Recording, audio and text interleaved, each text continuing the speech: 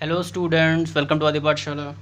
Today we are going to discuss part 2 of chapter gravitation class 9th. ठीक है, तो इसका जो पहले वाला वीडियो था उसमें हम लोगों ने डिस्कस करा था फोर्स के बारे में, ग्रेविटेशनल फोर्स क्या है, ठीक है, उसको समझा था। एक बार उसको फिर से रिवाइज कर लो आप, ठीक है, ताकि ये चीज़ें समझने में क्लियर हो। देखो, जो यूनिवर्सल लॉ ऑफ ग्रेविटेशन है वो सीधे सीधे ये कहता है कि दो मासेस के बीच में लगने वाला फोर्स मासेस के प्रोडक्ट के प्रोपोर्शनल होता है और उनके बीच के, जो कि सेंटर से ली गई डिस्टेंस होती है, ठीक है, उनके बीच की का जो गैप यहाँ पर है उसके स्क्वायर के इन्वर्सली प्रोपोर्शनल होता है। ठीक है, इन दोनों को सॉल्व करते हैं तो हमें एक इक्वेशन यहाँ पर मिलता है। ठीक है, ऐसा ये फॉर्मूला है। ठीक, F equal to G m1 m2 upon d square, या कुछ लोग यहाँ पे आर स्क्वायर भी रखते हैं, कोई प्रॉब्लम नहीं उससे। ठीक है, तो आपने आज समझना है कि ये जो यूनिवर्सल ये कांस्टेंट है, ठीक है, यूनिवर्सल ग्रेविटेशन कांस्टेंट, ठीक है, इसका क्या कोई यूनिट हो सकता है? तो हाँ, हो सकता है। ये फॉर्मूला देख लो। ठीक है, अब इसको इधर ट्रांसफ़र करेंगे, इन दोनों को इधर, तो हमें उससे यूनिट इसके मिल जाएगी। आज हमें वही समझना है। ठीक है, और उसके आगे भी कुछ और बातें करनी हैं। सो देखिए, यूनिट्स ऑफ जी यानी कि ग्रेविटेशन कांस्टेंट, ठीक है, F into D square upon m1 into m2। Force का यूनिट क्या होता है? न्यूटन। डिस्टेंस का SI में चलेंगे, ठीक है, मीटर स्क्वायर, क्योंकि डिस्टेंस का स्क्वायर है, and mass into mass, kg into kg हो गया kg स्क्वायर। तो यूनिवर्सल ग्रेविटेशन कांस्टेंट का जो यूनिट होता है वो होगा न्यूटन मीटर पर kg स्क्वायर। ठीक है, यहाँ तक क्लियर हो गया। ये क्वेश्चन पूछ सकता है आपको एग्ज़ाम में। ठीक है, अब हम आगे बढ़ेंगे, हमें देखना है इन्वर्स स्क्वायर लॉ क्या होता है।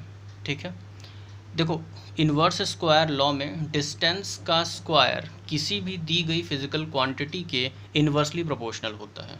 पहले कॉन्सेप्ट को दिमाग में बैठाना, ठीक है, कि डिस्टेंस का स्क्वायर किसी भी दी गई फिजिकल क्वांटिटी की इन्वर्सली प्रोपोर्शनल होता है। ठीक है, लॉ आपके सामने लिखा हुआ है, आप इसे रट सकते हो, ठीक है, बट समझना ज़्यादा ज़रूरी है। तो any scientific law that states a physical quantity is inversely proportional to the square of the distance from the source of that physical quantity। ठीक है, जिस फिजिकल क्वांटिटी की हम बात कर रहे हैं। ठीक, अच्छा, मेरे को एक चीज़ के लिए माफ़ करेगा, क्योंकि मेरे घर के पास यहाँ थोड़ी सी आवाज़ें आती हैं। ठीक है, तो बाकी आवाज़ें मैनेज हो जाती हैं, बट जो बाहर से आते हैं ना उसको नहीं मैनेज हो पाता है। ठीक है, तो सॉरी फॉर दैट। वेल, पढ़ाई पर फोकस करिए। इन्वर्स स्क्वायर लॉ भी एक नंबर में क्वेश्चन पूछ सकता है, तो उसकी भी प्रिपरेशन करो। ठीक है, ये चीज़ें आपको याद रहनी चाहिए, या फिर आपके वाइवा में पूछा जा सकता है। आगे बढ़ेंगे, ग्रेविटेशन लॉ जो हमने पढ़ा है इसकी ज़रूरत क्या है, इसका फ़ायदा क्या है, क्योंकि बिना फ़ायदे के हम कोई भी काम नहीं करते हैं। ठीक है, और साइंस तो बिल्कुल भी नहीं करता है, वो चाहता है कि लोगों को वो चीज़ का कुछ बेनिफिट हो। तो इसके कुछ बेनिफिट्स हैं हमारे पास। यूजेस क्या हैं इसके?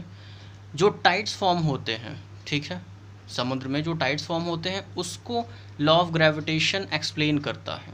ठीक है, मोशन की प्लैनेट्स की मोशन को, प्लैनेट्स की मोशन को एक्सप्लेन करता है। मून कैसे मूव कर रहा है अर्थ के चारों तरफ, उस चीज़ को मूव कर रहा है। ठीक है, फॉलिंग ऑफ एन एप्पल यहाँ लिखा हमने। ठीक है, falling of any kind of Apple के ही केस को नहीं, किसी भी तरह की फॉलिंग को, ठीक है, किसी भी तरह के फ्री फॉल को हम एक्सप्लेन कर सकते हैं लॉ ऑफ ग्रेविटेशन से। ठीक है, तो बेसिक 4 यूजेस हैं इसके, 4 इंपॉर्टेंट पॉइंट हैं इसमें, ठीक है, जो आपको जानने हैं। अब हम लोग इसके आगे बढ़ेंगे बच्चों। चलिए,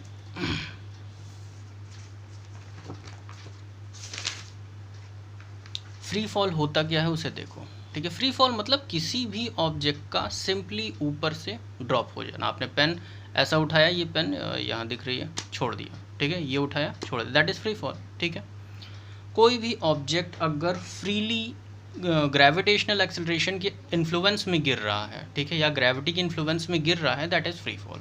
ठीक, स्टेटमेंट यहाँ लिखा हुआ है। अब फ्री फॉल का से हमें समझना क्या है वो देखो।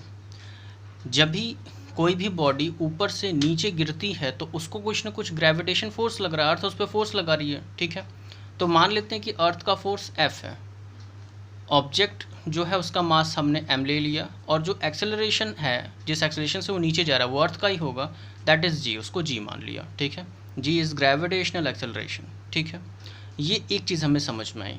F equal to mass, force equal to mass into acceleration होता है, पहली चीज़ हम जानते हैं। बट वो सब कुछ जो हो रहा है वो ग्रेविटी के मतलब लॉ ऑफ ग्रेविटेशन को फॉलो कर रहा है ना, तो ये जो फोर्स होगा इसका एक और वैल्यू होगा, ठीक है। समझो इस चीज़ को, जो फोर्स यहाँ पर लग रहा है दैट इज़ हियर, देखो दोनों देख लो, F equal to m g, and F कौन सा F लग रहा है, यही F, सेम F ही तो लग रहा है उसके ऊपर, ठीक है। G M E M upon में R square, R means radius, ठीक है, यहाँ से यहाँ तक का गैप, ठीक है। अभी जैसे मान लो कि ये तो बहुत दूर दिखा दिया है, इस पे क्या है कि अर्थ की सेंटर से टॉप की जो डिस्टेंस होगी वो केवल आर, उसकी से रेडियस लेते हैं, ठीक है, सेंटर से ये सरकमफ्रेंस, तो इसको आर लेते हैं, ठीक है। अब आप पूछोगे सर वो तो पेड़ हल्का सा ऊपर होगा, देखो कंपेरेटिवली वो एकदम नेग्लिजिबल होगा डिस्टेंस, तो उसको कंसीडर नहीं करेंगे, सिंपली हम अर्थ की रेडियस लेंगे, ठीक है। अब दूसरा इक्वेशन यहाँ फॉर्म हो गया, ये दोनों फोर्सेस क्या हैं, एक में अर्थ फोर्स लगा रही है, दूसरे में भी अर्थ फोर्स लगा रही है, दोनों फोर्सेस सेम होंगे, ठीक है। Both forces are same because they are in between the earth and object, ठीक है, दोनों सेम हैं। दोनों को इक्वेट कराओ, आगे कुछ चीज़ें मिलेंगी, mass of the object, mass of the object cancel हो गया, जी जो एक्सेलरेशन था उसकी ये वैल्यू मिल गई हमें, जी यूनिवर्सल ग्रेविटेशन कांस्टेंट है, एम ई मतलब mass of earth and r is radius of the earth. तो इसको सॉल्व करेंगे और देखेंगे कि जी की वैल्यू होती क्या है, ठीक है।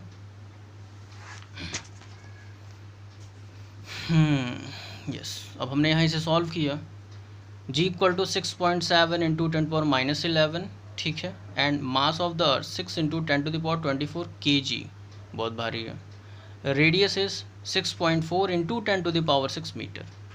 सबको उठा के उनकी उनकी जगह रखो, अब इसे सॉल्व आपको खुद से करना होगा, ठीक है। वैसे बेसिकली फाइनल आंसर लिख दिया, अब इसको कट कर क्या करोगे, पहले जो पावर्स वाले टर्म है उनको एक तरफ, 6 2 यहाँ 12 हो गया, इसको ऊपर भेजोगे, सॉल्व करोगे तो ये चीज़ें आपस में कैंसिल हो जाएंगी, क्लियर हो जाएंगी, ठीक है। और एक शॉर्ट आंसर आपको मिलेगा 9.81, ठीक है, मीटर पर सेकंड स्क्वायर, एसआई में है। मतलब कोई भी ऑब्जेक्ट अगर हम ऊपर से नीचे ऐसे छोड़ेंगे तो वो 9.81 मीटर पर सेकंड स्क्वायर से बढ़ेगा, उसका वेलोसिटी नीचे आते आते तेज़ी से बढ़ेगा, इस एक्सेलरेशन से वो आगे बढ़ेगा, ठीक है। अब क्या इस एक्सेलरेशन में या ये जो ग्रेविटी हमें यहाँ दिख रही है, क्या इसमें कोई वेरिएशन है, तो हाँ इसमें वेरिएशन भी होता है, ये हर जगह एक जैसा नहीं होता है। देखो, the value of g is greater at pole and less at equator, ठीक है।